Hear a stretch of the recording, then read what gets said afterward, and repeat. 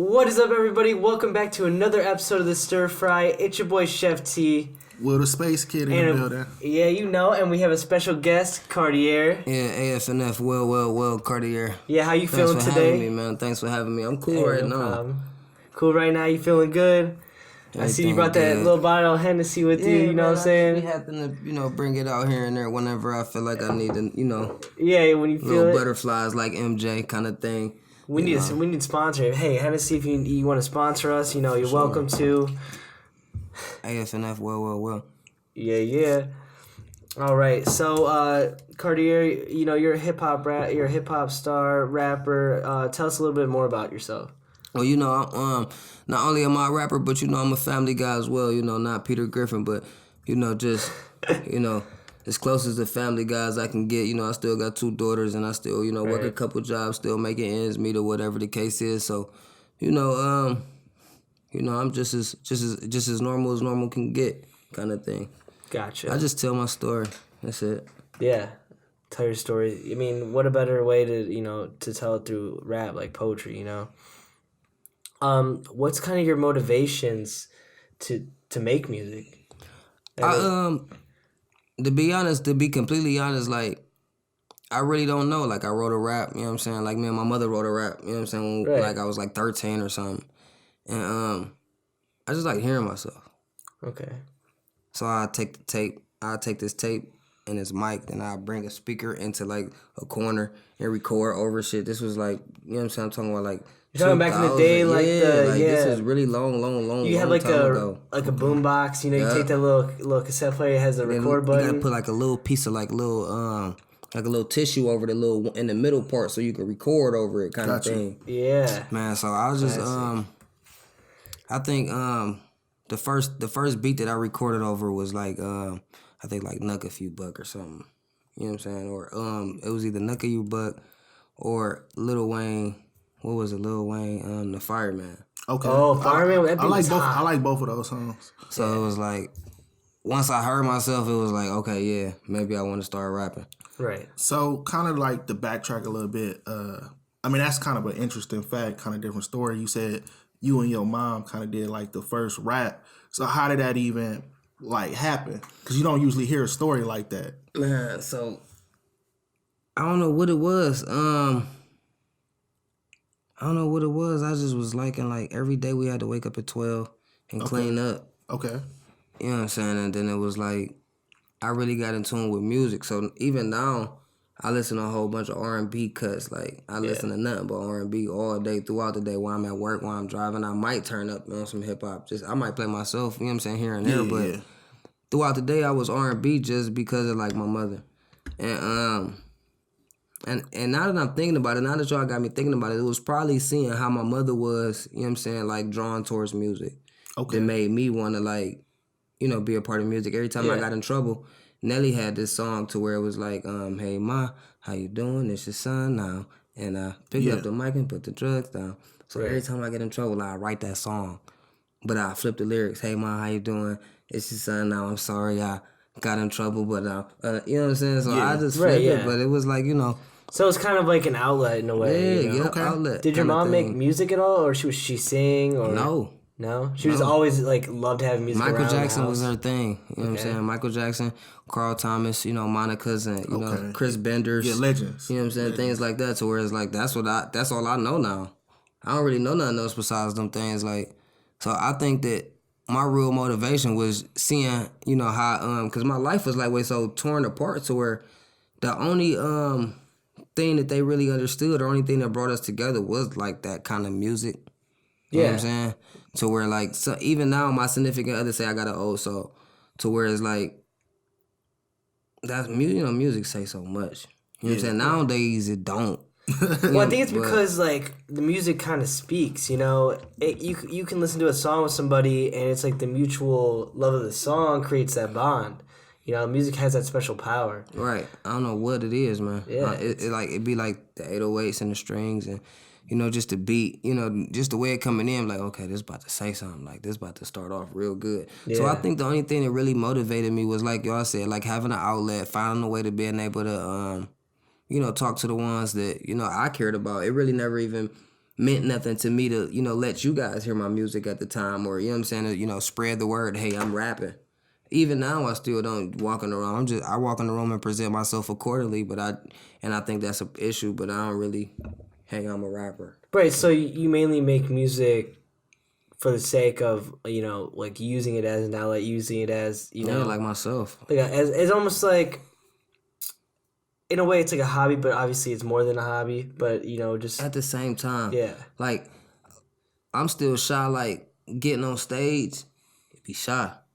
Like that's why that's why I said like that. He ain't like way, breaking away the butterflies on the MJ side, because I'm I was a loner. I was really like growing up. I was raised by my aunties. You see what I'm saying? My mother was like way on the street. That was a big left for me. Right. So, a lot of things, I just really couldn't speak on. A lot of things that I would be scared to say. And I'll make a song, but won't let nobody hear it because of the things that I'm releasing, the things that I'm saying. I don't want to hear. It's like your inner, like more. Right. So at the time, I really wouldn't let my family hear my music due to the fact that I'm talking about y'all. You know what I'm saying? Like, and over a while, as I grew up and as I became older and as I had kids, I had my first daughter when I was 15. So now here is my transition to, take the good with the bad and learn from it. Here's my lesson. I can either let it tarnish the rest of my life, or I can learn from it and prosper and, become, all of Joseph, who Joseph can be. Right. And, outside of that, Cardi has no choice but to come out, because that's who, it's like Beyonce and Sasha Fierce over here. You know what I'm saying? I'm Joseph, you know what I'm saying? I clock in by 9 to 5, but you know what I'm saying? At 5:45, I'm well. You know what I'm saying? So I think the real motivation came from me just being able to speak. Yeah, to say what you had, like what you're really feeling. Shut the fuck up. Go to your room. Stand in child's place. Who talking to you?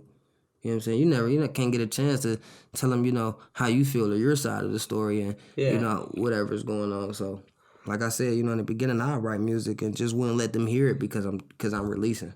Right. Yeah. Because it's an outlet, just because it's about you and I love you, but hearing how you make me feel might hurt your feelings coming from me. Right. Because here I am as a child, 13, 12 years old, somebody feel like they, working 2 jobs and slaving and doing all they can to, take care of somebody that's ungrateful. But from a kid's point of view and perspective, all I really cared about was the goddamn Nikes and PlayStation anyway.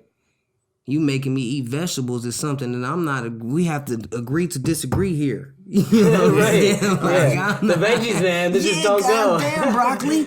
So it was like, it was a battle. Yeah. Okay. That's how I was able to, say it without saying it, get in there without getting in there. I'm here, but I'm not here. Yeah. Which I respect it a lot, because I think, especially nowadays, people make music for the wrong reason. Right. They make it for the idea of just fame, or the idea of just, I want to be that big guy. But like, I think that's where good music and like bad music kind of like transform, because that good music is that shit that people can relate to, that shit that like you can hear somebody's story, like it's real. Are your children a big motivation for in the beginning, to be completely honest, because I'm not going to sit here and lie to nobody. I want a lot of my fans or nobody that looks up to me. So in the beginning, in the beginning, no. In the beginning, nobody was a motivation. In the beginning, nothing was a motivation. In the beginning, it was me motivating myself. I was self-driven in the beginning, even though, like I said, I had a child at a young age. It was me, motivating myself to, write 16 bars, come up with a hook, find a beat kind of thing. Nothing motivated me to follow my dreams besides, me seeing a better way for myself, seeing a better life for myself. And the reason I say that is because, before I state my reason for saying that, it was me that motivated myself at first, but over a while, you got to grow into the man you're going to become and be for the rest of your life. So when I grew up and I started seeing things for what they was and started learning, then other things was like, damn, somebody's counting on me. Once I got it, and the reason why I said nobody, nothing was motivating me in the beginning besides myself is because me being Cardeair or AFNF, I can't give nothing to my team. I can't give nothing to AFNF unless Cardi gets it first.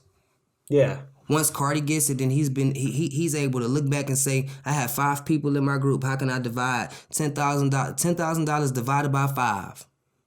Right. I can't give nothing to my kids unless I get it first. I can't give nothing to my significant other until I get it first. I love my little sister and my mother to death. I can't help a soul. Yeah. So at this point in time, it's like you gotta motivate yourself to get out there and do it.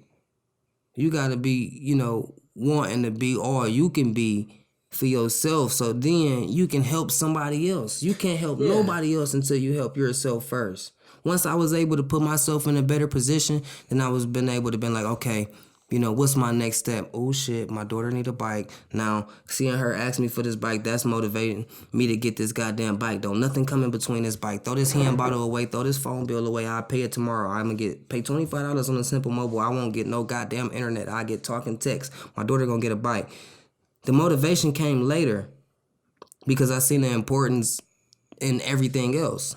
At this point in time, I'm looking at life like a video game. You play Grand Theft Auto, you don't see this full person. I don't see my nose. I don't see my eyes. I see my goddamn hands, my legs, my torso. Right. I don't see my neck. I got some nice tattoos. Shout out to my tattoo artist. I don't see them motherfuckers until I look in the mirror. Everything is a game point of view for me. This is how my brain works.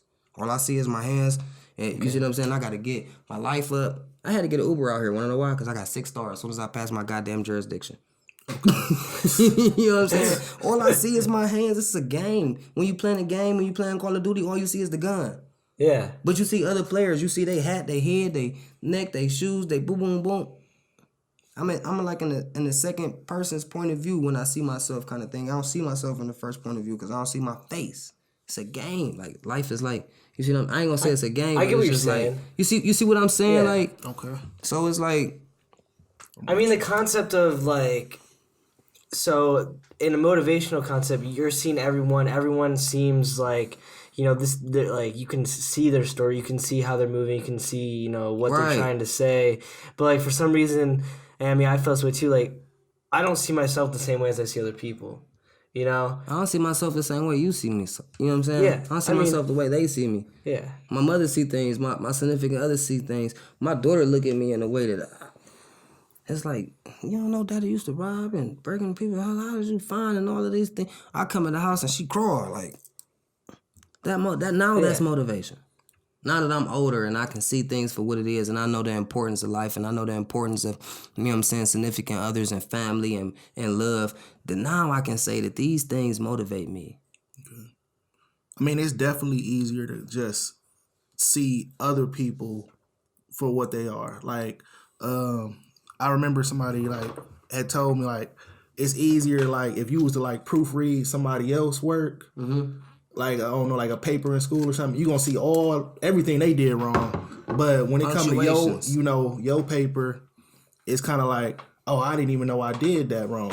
Right. Because it's just a different way of sometimes you might comfort yourself too much. Like you might look at yourself highly like, oh, I can't mess up, I can't do wrong.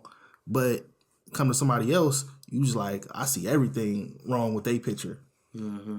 You automatically, you subconsciously put yourself on a pedestal because guess what? You're the most important person in the world to you. Yeah. Yeah. And I see that's where that's where children come in though, and it's like it changes the game, Right. You start to realize it's maybe not.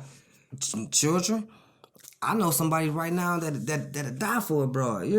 Yeah. Put their whole life on the line, kill me now and run into a bus. Yeah. For a young lady, you know what I'm saying? For somebody that he feel as though that is important to him and he is willing to make sure that person eat, shit, and sleep, you know what I'm saying? The other standards and the other lighting, you know what I'm saying? Because, that's how he feel.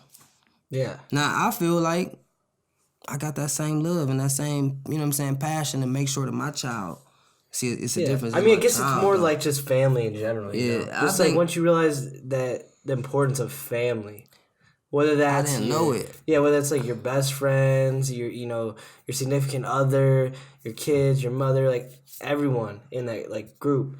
Once you realize the importance of like who's gonna be there in the long run, and who's gonna be there with like till the end.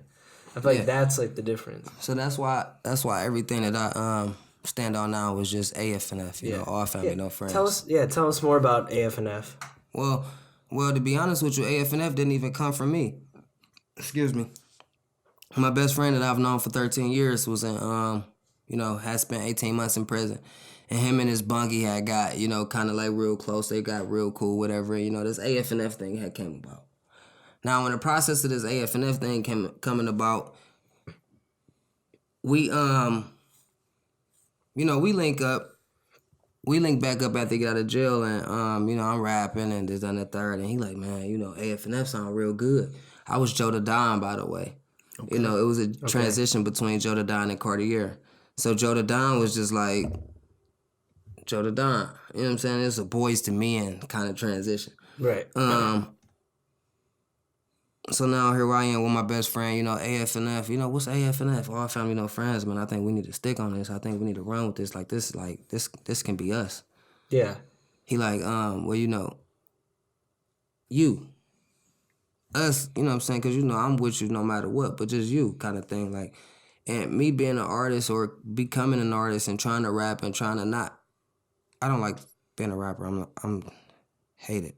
I'm not a rapper. I talk with a melody. I hate people saying I'm a rapper. I hate rappers. Because they commercials and just whatever things. In the event that I made it, I don't want to make it. I want the respect and everything that come with it, but I just don't want to be really like on VH1. Back to my thing. So the AF&F thing comes about to where like, all family, no friends. Anybody that's in my circle is considered family. Friends is around when you got free ends. That's how my grandmother broke up the word. She spelled friends, and she spelled free first, and then she spelled ends, and she smashed it together and got friends. Free ends, friends. Now, of course we all know that it's not FREE. Right, yeah, but still. But in a sense, it's FRI. Yeah. If, free kind of thing, if I wanted to, pronounce it some kind of fishy way. Ends. ENDS. You don't got friends until you got free ends. Yeah. He'll go and be there to the end. So I mean that goes along with like what you're saying, all family no friends kind of went into what you were talking about with motivations, your family, being even self-driven, So what were you gonna say? Go ahead. I'm kind of interested in like why you changed your name. What was you thinking that day?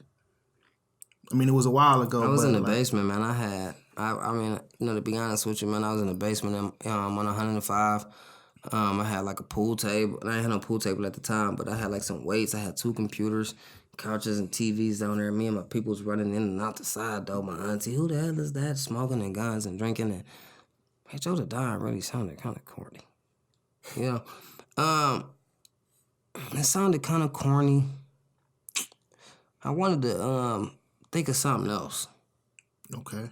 I was drinking Bacardi at the time. I didn't know what the fuck was going on. Right. But I knew that it had to happen. Man, I looked at this Bacardi bottle and I scratched off that B and the A and I became Cardi. Okay. But when I became Cardi, it was like, that's like short for something. So Cardeair. So when I spelt it, it was Cardeair. Right. Now at 15, I got it tatted. Cardeair. Like I was really like so like I want to call myself stupid, but I was just really like not thinking and on some like just dumb shit on some little young, shit in the basement, just on some kid shit and really pronounced Cardeair and spelled it just like that. Cardeair. And then I looked it up and found out that it was glasses and it was spelled Cartier. Yeah. And I'm like, God damn. Yeah, but I mean, fuck? I thought you did it purposefully because like No. it makes way more sense to have it spelled the way you spelled because you would run it with a lot of issues with Cardeair as like the brand. Now, Yeah, I mean, with the brand and with Playboy Cardi and Cardi B, hell yeah, now. Yeah, but Cardeair, but like I'm saying, like if you would spell like Cardeair, like the brand, like of glasses and all that stuff, like It would just been too cliche and too corny yeah. and just like. I think the way you spell it out is perfect. I think. Wow. I was kind of thinking the same thing. Like, Yeah. I thought you did it on I thought you created. I'm glad to hear that. No. Yeah. I thought it was stupid. I was so mad. So now when I say Cardi, is Cardi kind of thing, like just to take away from the whole, like you being air, Cardeair. And when I went to Warrensville. Shout out to Warrensville. And the Tigers. Ooh, Tigers raw. So look, right? The lady told me to spell garbage. And I spelled garbage. Garbitch. And this lady put a note on my book bag. Garbage? Oh my God. Like I was wrong. I was not wrong. Miss Williams, I'm telling you now. I was not wrong. I didn't know that she was telling me to spell garbage. Like when I pronounce it as B-A. Right. But all my life I've been saying, you mother fudge cake, I kick your ashtray, so get the helicopter out of my face. Da, da, da, da. I was trying to cuss all day. Yeah. So when I said garbage, I was never saying garbage. I was saying bitch. Yeah, the You know whole what I'm time. saying? Yeah. The whole time. Yeah. To any one of my relatives or any one of my They're like, go cousins. take out the garbage. Yeah, right. Just like that. So when I came to school, I got this. This ain't shit. I've been saying this for my goddamn life. Yeah. Say less. And I got in trouble for saying GAR, bitch. That's good, man. Oh my gosh. So when the Cardeair thing came about, man, I was just, my mother told me to sound things out. Yeah, I mean, I didn't know how to spell garbage, man, and I knew how to spell bitch, and I know how to spell gar, and I put them together, and I got garbage. So that's gonna be the title of the episode, garbage featuring When I got Cardeair, I just pronounced because all I seen was the Bacardi, so I had to think about the air part, like where's that coming from? I just wanted to imagine. I just imagine the process of you sitting down there. You're probably fried. Man, you're just like, fried. I got a Facebook picture. I was just sitting there, and I got my first tattoo. And I first became Cardi, man. And it was like. Then that day you looked it up after you got tattooed. You're like, oh man. I didn't even think about it until I got older. That's the crazy part. That's crazy, yeah. Yeah, damn. Because that day must have been an interesting day. I was excited. It was a tattoo party. Everybody's getting tattooed. What you gonna get? Shit, I'm giving my name. Cardeair. Yeah. Everybody like, how you spell it? I want little stars and everything right here. Cardeair. And then as I got older, I'm thinking like, damn. What I want to do when I actually want to do with the tattoo right now is I wanted to cover up the EAIR. I wanted to cover that up. I wanted to get a guy that can make because the way the E look is like you can like configure it into like an eye. Yeah. So I wanted to be Cardi, and then I wanted to get like air, like just like kind of thing thrown off. Now that I'm becoming nice, now that people's liking my raps, now that people like my music, it fits me kind of thing, and then people like no. You know what I'm saying? That's you. You know what I'm saying? Yeah, I mean... And then it's like, if you would have came out before they would have came out, it would have been like they copied you. When I first heard fucking Cardi B, I was in the bathroom like, drinking my hand. Shout out to him. I was drinking my hand. I was so drunk. I was like, kill yourself now. if you make music by the name of Cardi, you're going to be following this bitch. This came out way before. Yeah. A stripper that just was just... Yeah, I mean, Cardeair works. It fits like your brand, That's because you know me though. Yeah, but like Playboy Cardi. Now he made it hot. Now he came through out of that. The next Cardi that's supposed to pop is supposed to be me. There's probably like hella Cardis out there. It is, but the next one that's supposed to pop is me. Fuck them. When I pop, I'm gonna have to tell the story 1,000 times on the Cardeair thing and how I became, because I need them to know that I was Cardi before she was stripping. That'll be the section of this video that'll go viral. Yeah, I need people to know, man, that Cardi B was not. I feel like that she came to Cleveland and got hip to my side nigga song that I had flowing through it was hot. I'm telling you, side nigga everywhere. And she had to hear it, and she became Cardi B, and whatever, and that's my story. Okay. that was it.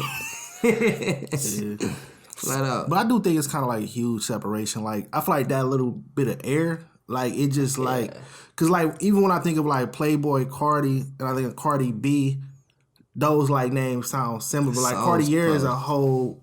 It's like it's in its own little box just because of the air. Like it's literally a whole different thing. I think that I would be able to like get some sponsoring with the Cardeair by Cardeair. You see how that sound? Yeah. Like if I just keep wearing their glasses. You see what I'm saying? And then I get known and I get big and then it'd be like Cardeair by Cardeair. Yeah. I get to the point to where I can like design the glasses or something. I think it'd be dope. Like, I want to get sponsored by the Cardeair. Just because my name is Cardeair. And everybody else is Cardi and forgetting out that they really stealing it. Like, you know what I'm saying? From something else. I didn't know at the time. I was young. I didn't even have internet. I had Sony Sonar,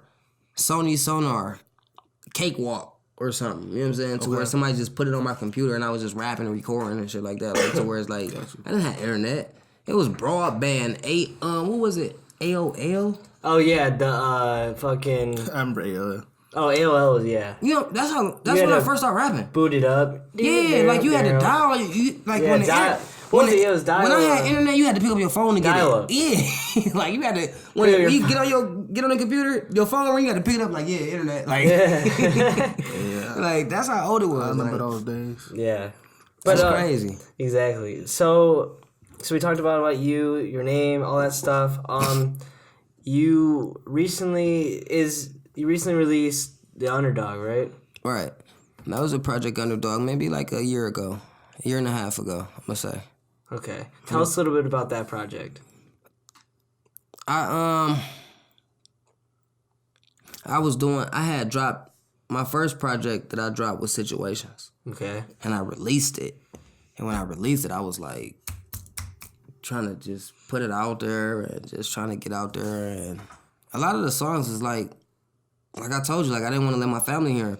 So a lot of the songs was like kind of heartfelt. A lot of the songs was like you can relate to this. A lot of the songs was like, whoa.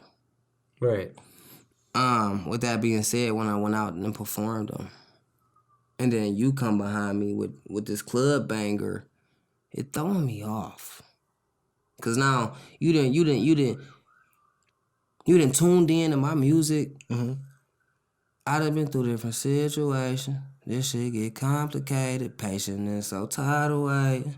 I wanna know what I'm waiting for. Can't settle for less, I need way more.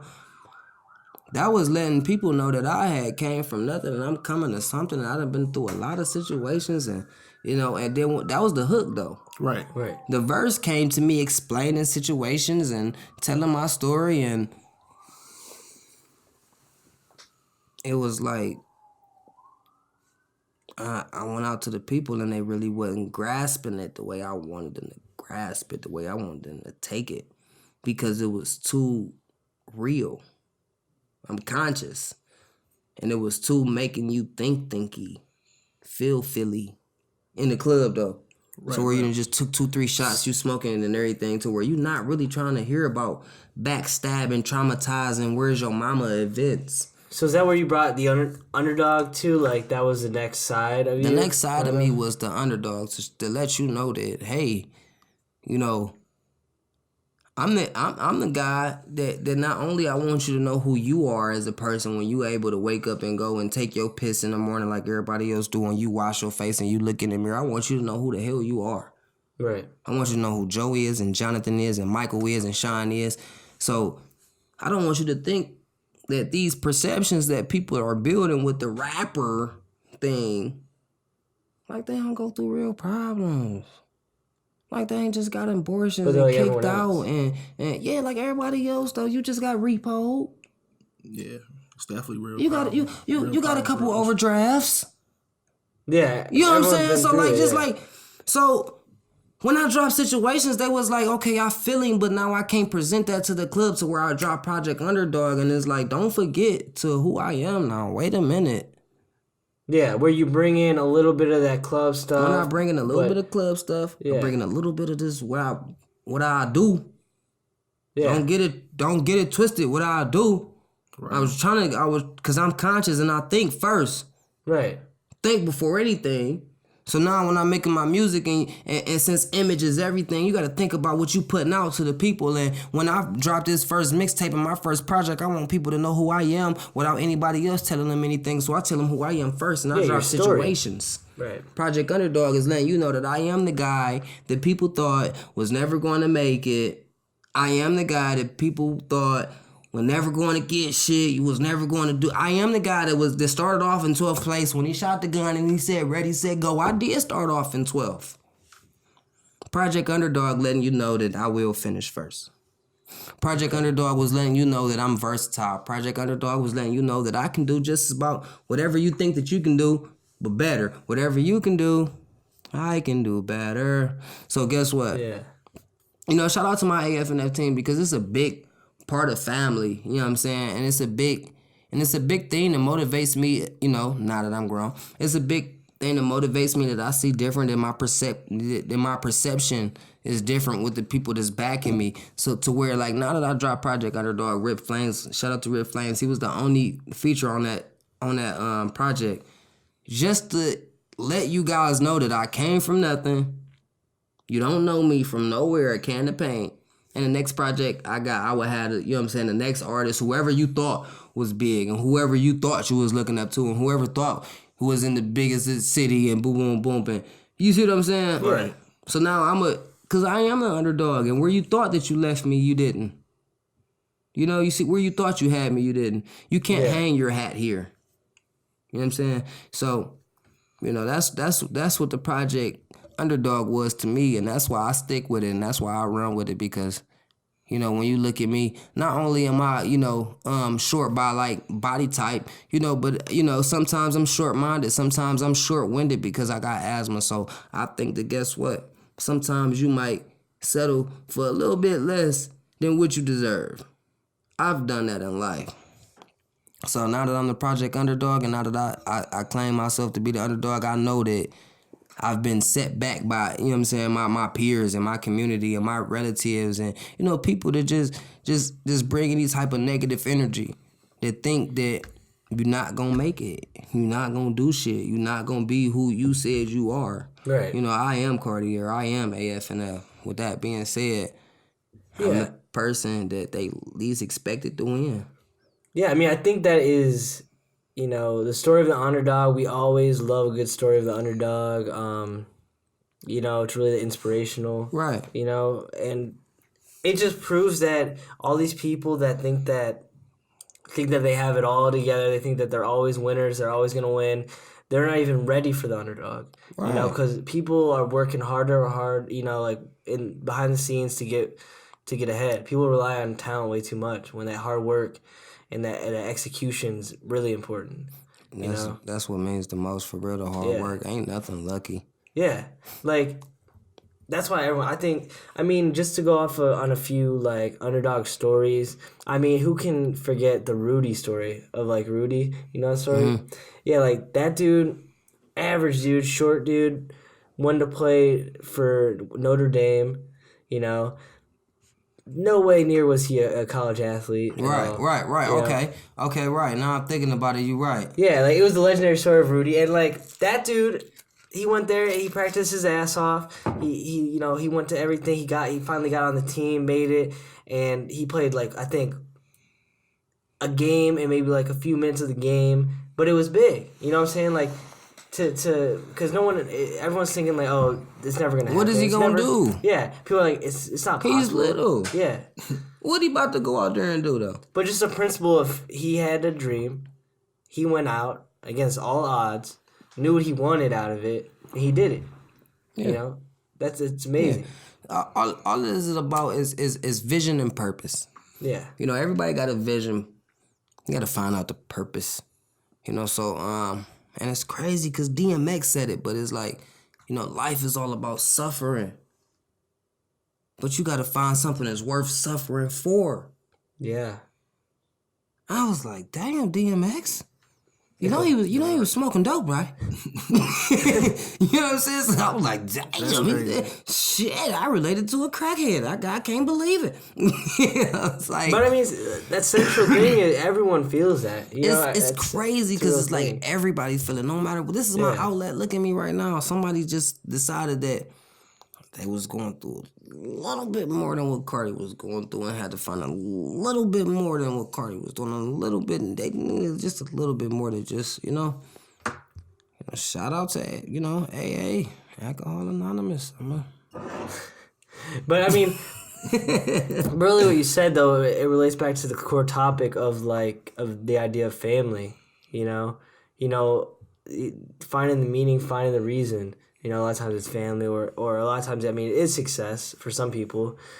At the end of the day, that DMX line, like you said, it did resort back to family because everything that I've been telling you about has been about my daughter, my auntie, my mom, my cousin, my nephew. Everything is really like all family, no friends. Yeah. I love that saying. Something is gonna stick with you. I really don't have too many friends that haven't stayed around for a long time or, just been in and out, but my family, powerful kind of thing. So you rap, you really into your family. So could you see yourself doing like a tour overseas, spend a year away from your family? Is that an option if they got the right amount, or is it just not an option by, To be honest with you, man,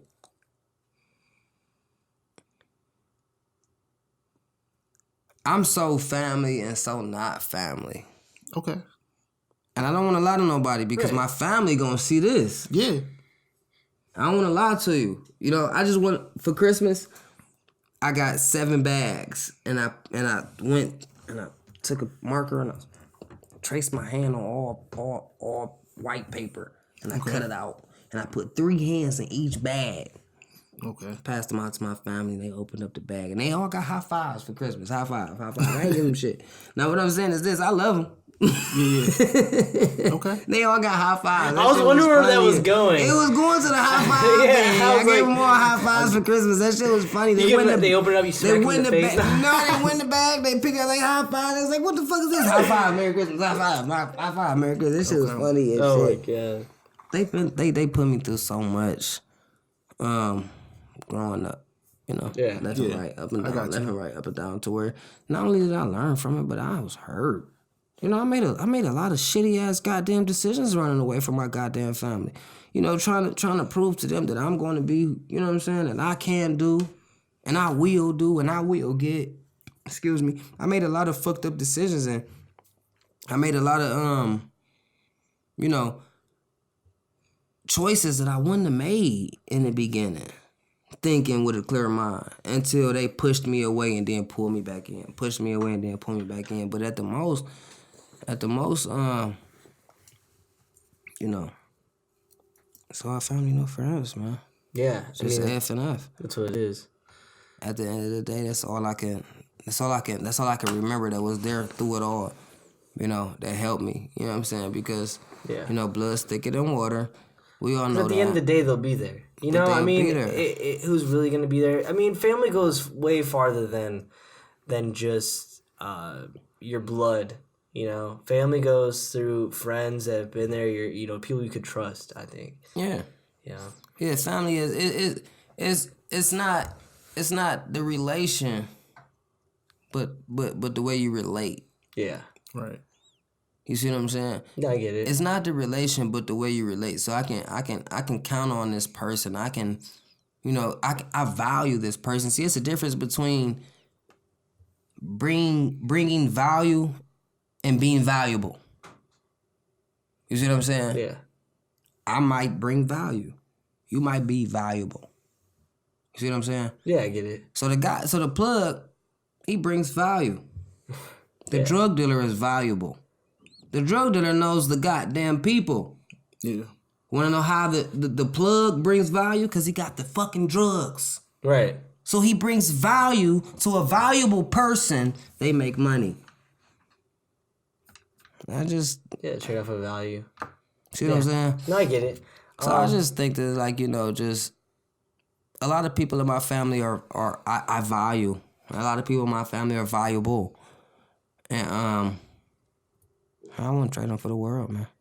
Oh, yeah. My family, no friends, man. Every friend that I had didn't try to take what I had. Every friend that I had and seen a piece of my family that wasn't in their family that might wanted to try to get adopted or jumped in and this, that, and the third. So where it's like the guy that came up with the AFNF thing, that was my friend for 13 years.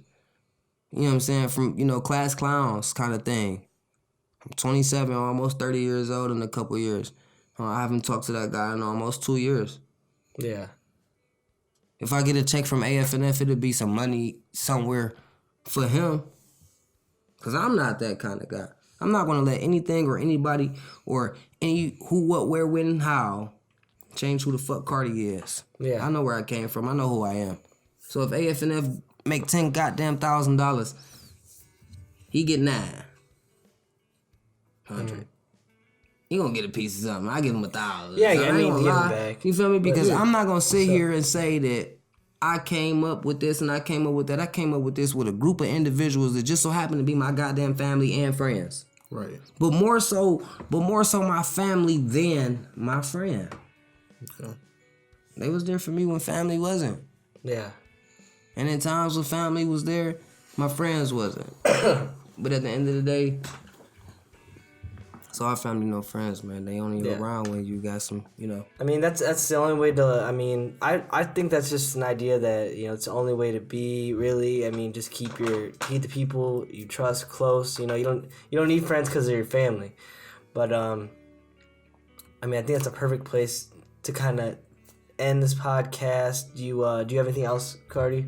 I know. I really it was just that, man. I was just glad that y'all had me and I was able to, let y'all know where AFNF came from and, just really introduce myself to, whatever people that's following us or following me or following you guys, we gonna get bigger and better and, it's 2020. This shit like Futurama. Who thought we was gonna see 2020? Right. You know what I'm saying? It's Futurama right now, man. Where can the audience find you at? At Cardeair, Cardeair, AFNF, all family, no friends. So right now, me and Siri got this thing to where like you can just Google Cardeair and it's all my shit gonna pop up. You know what I'm saying? Awesome. Googles, YouTubes, and Twitters and whatever. You everywhere. So, yeah. Me and Siri got something going on to where monthly. Yeah, he got some shit to work. Yeah, Siri. You know Awesome. what I'm saying? Shout out to Siri, I think. Awesome, man. Well, thank you for being on the show. It's been real. Definitely.